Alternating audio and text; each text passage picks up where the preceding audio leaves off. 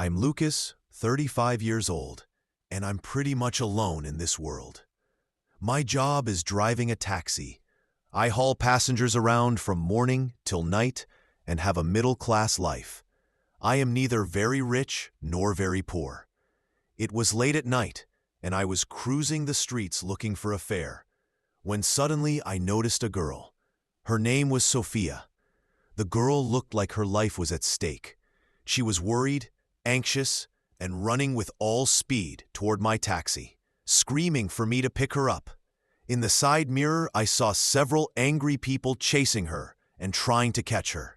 I didn't know what was going on, but Sophia was so helpless that she started crying and desperately pleaded with me to stop the car. She said if she didn't get in, she would lose her life. She was shouting, telling me that those thugs and hooligans were after her to sexually assault her. I believed her words. I felt deep pity for her. I quickly braked to let her board and save her from those people.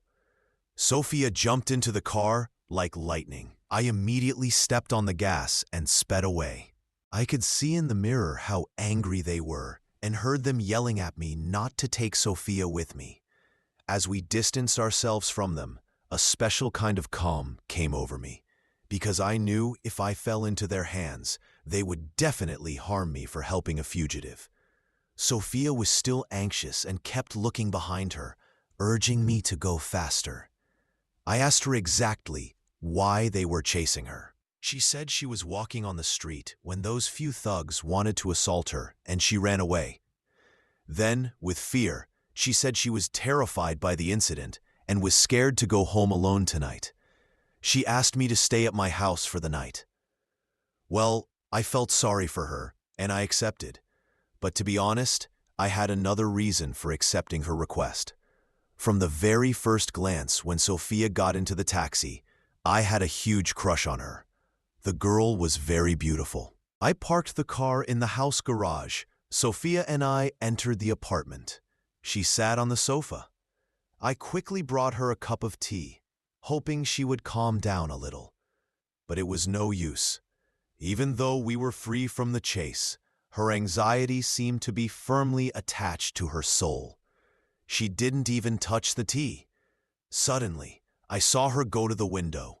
She pulled the curtain aside very gently and secretly, watching outside with worried eyes. It was as if she was looking to see if anyone had come there for retaliation or to harm her. I told her, "Sophia, dear, the danger is over. Our house is safe, don't worry." But she wouldn't calm down. It was as if she was saying, "This is just the calm before the storm." I asked her, "Even though you escaped, why are you so worried?" She said the fear of those moments was still inside her and wouldn't leave her. She sat back on the sofa. I tried to distract her by talking, but it was pointless. It was as if a magnetic force constantly pulled her toward the window. She would hide behind the curtain and check outside. Finally, I said, "Let her be comfortable." I went into the bedroom so she could be more at ease in the living room. But sleep wouldn't come to my eyes. I constantly thought about Sophia and her innocent, beautiful face. I was struggling internally with how to tell her I had fallen in love with her at first sight. I knew that, given her state of fear and anxiety, it was absolutely not the right time to speak my mind. I decided to wait for a better opportunity, but Sophia's beautiful eyes wouldn't leave my mind for a moment. Suddenly, while I was immersed in my own thoughts, the sound of dishes came from the kitchen. I got curious. I quietly came out of the room. I saw Sophia standing by the kitchen sink, and although anxiety was still visible on her face, she was cooking. I went next to her and said, "If you're hungry, I will cook for you. Go rest." Sophia said that since childhood, whenever she felt very stressed, cooking would calm her down.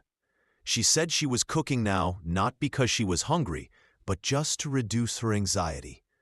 Honestly, seeing a woman in my small kitchen with such finesse made me feel strangely good.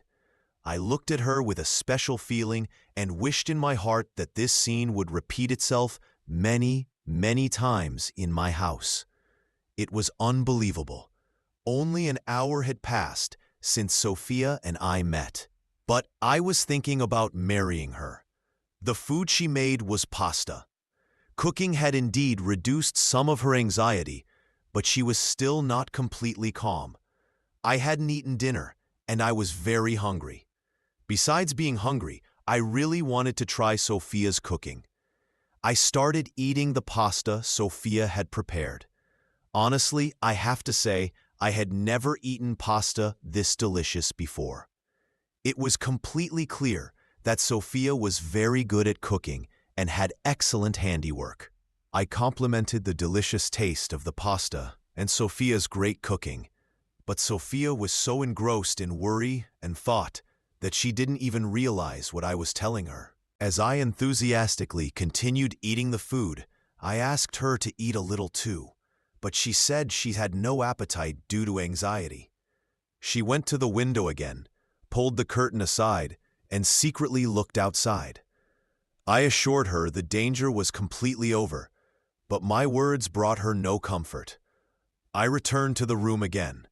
I lay down on the bed and was once again lost in thought about marrying Sophia. I thought about her so much that I didn't realize when I fell asleep. A few hours later, I woke up with a bad feeling. It was still dark, around 4 in the morning. I came out of the room to go to the restroom, but I saw that Sophia was gone. I was shocked. I went to the window and looked out at the street. No one was there. I was very sad that she had left without saying goodbye. I was worried about her, but I didn't have her number to call her or her address to go look for her. I didn't know where she went or why.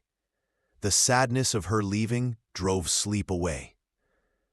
I sat on the sofa, waiting for her return with bitter despair, even though deep down I knew she wouldn't come back.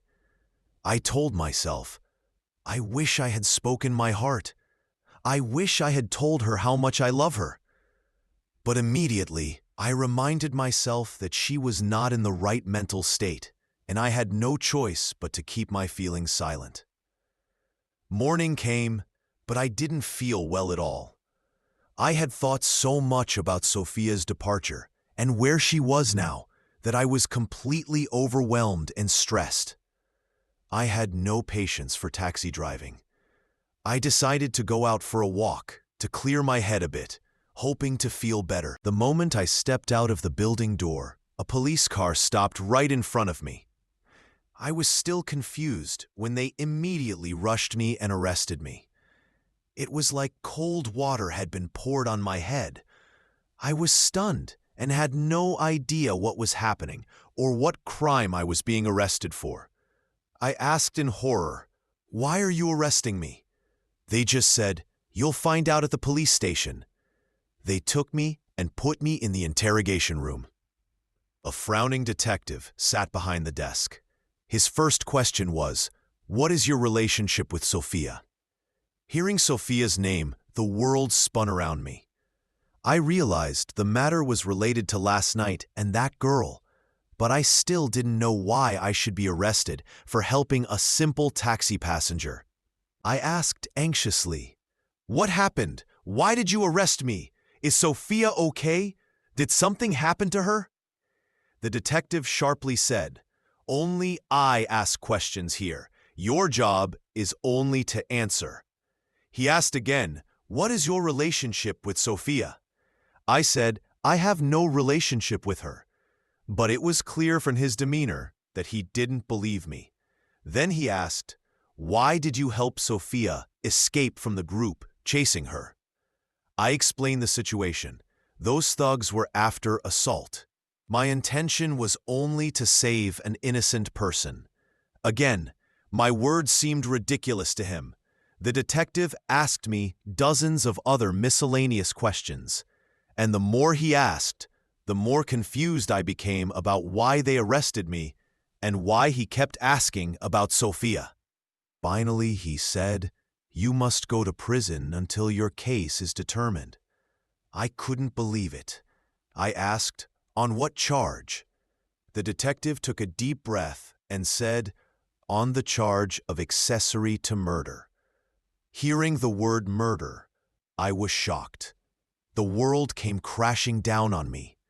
I was completely paralyzed. I asked hesitantly, "Accessory to murder?"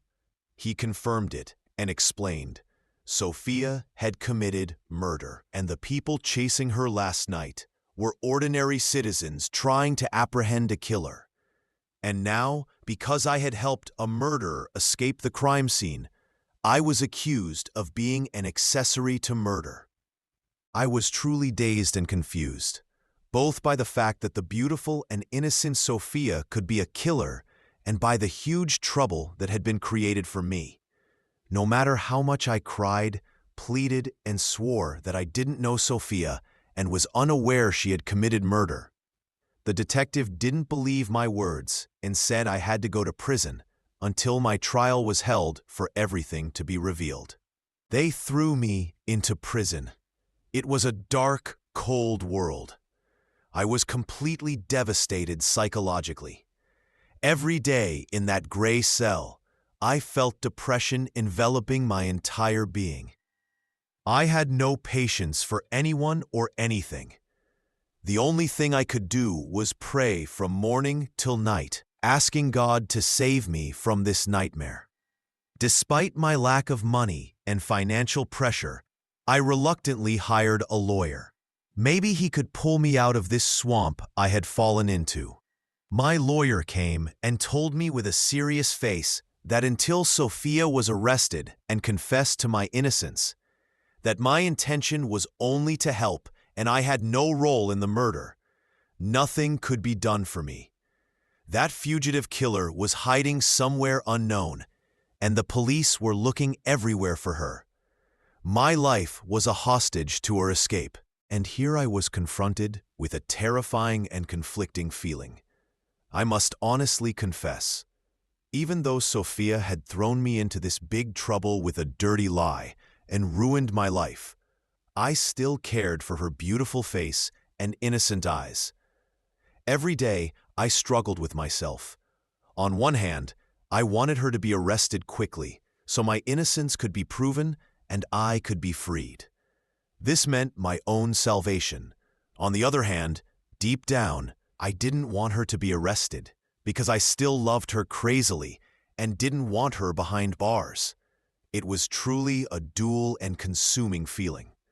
My freedom meant Sophia's capture, and Sophia's capture meant losing the only person who in this short time had managed to steal my heart. In the midst of this situation, I learned that Sophia's mother, a seamstress named Isabella, has a small shop.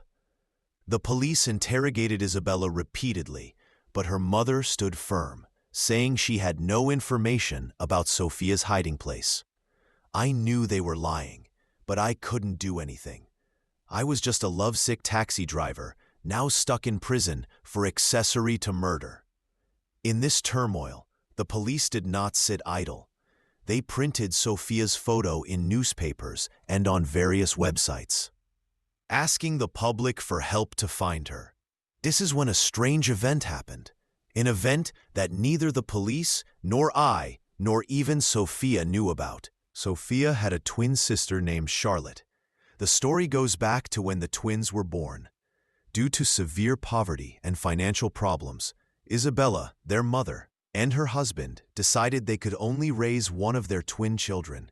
Therefore, they kept Sophia and gave Charlotte to an orphanage. After some time, a rural couple who could not have children adopted Charlotte, and for this reason, Charlotte grew up in the village. Charlotte saw Sophia's picture, published by the police on social media. She was shocked. A person exactly like her. That's when she realized that without knowing it, she had a twin sister, and no one had told her about this in all these 30-something years. This led her to go to her adoptive parents. They had no choice but to confess that they were not her real parents, but they said they had no knowledge of another twin's existence. Charlotte found Isabella's account through Sophia's Instagram page and decided to go to her.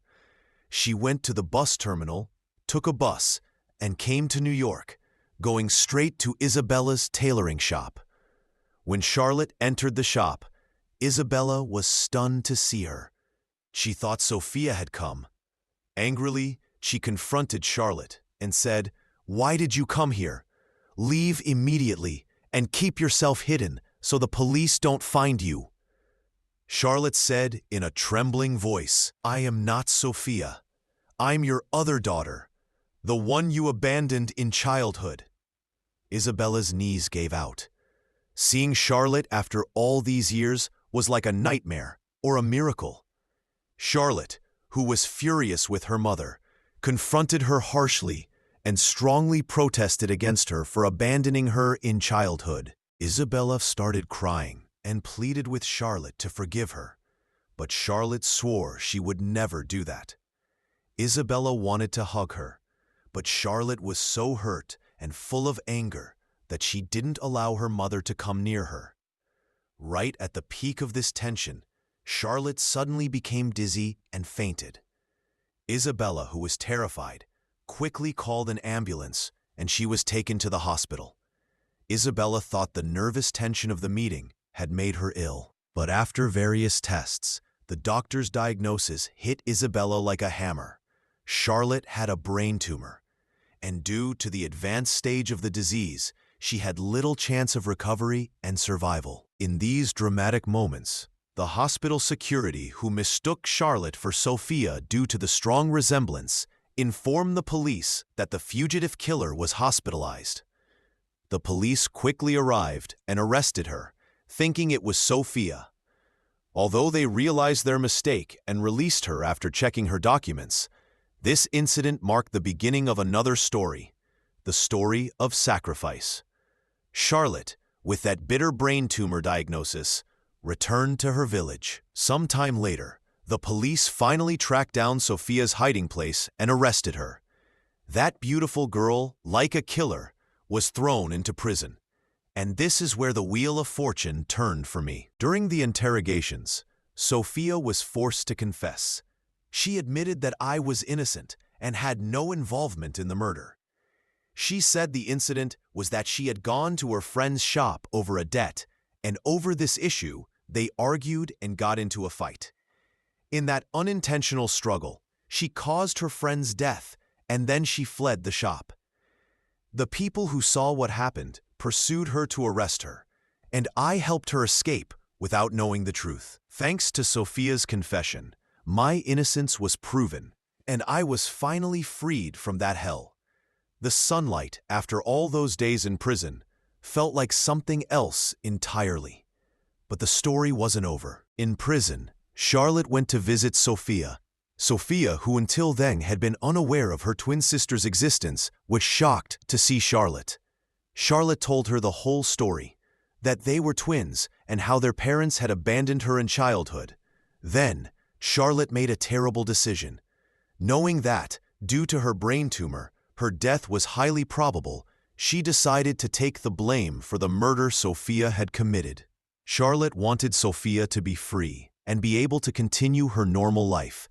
This was a strange sacrifice. She went to the police station and confessed that she had committed the murder, not Sophia. And because of this, the police released Sophia, and Charlotte was sent to prison. Finally, Sophia came to me. With shameful eyes, she asked for my forgiveness for what had happened to me, and the long time I had spent innocently in prison because of my help to her. But I was still in love with her. I couldn't hide my feelings any longer. Even though all that trouble was Sophia's doing, I forgave her. I took her hand, and finally, with all my heart, I told her how much I loved her. Sometime later, as the doctor had said, Charlotte died due to the progression of her illness. Sophia, Isabella, their mother, and I attended Charlotte's funeral. Sophia knelt beside her sister's grave and cried. With her voice trembling, she thanked Charlotte for her freedom.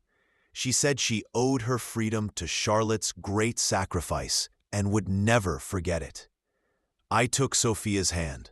I held it tightly and assured her that I would never leave her alone for the rest of our lives.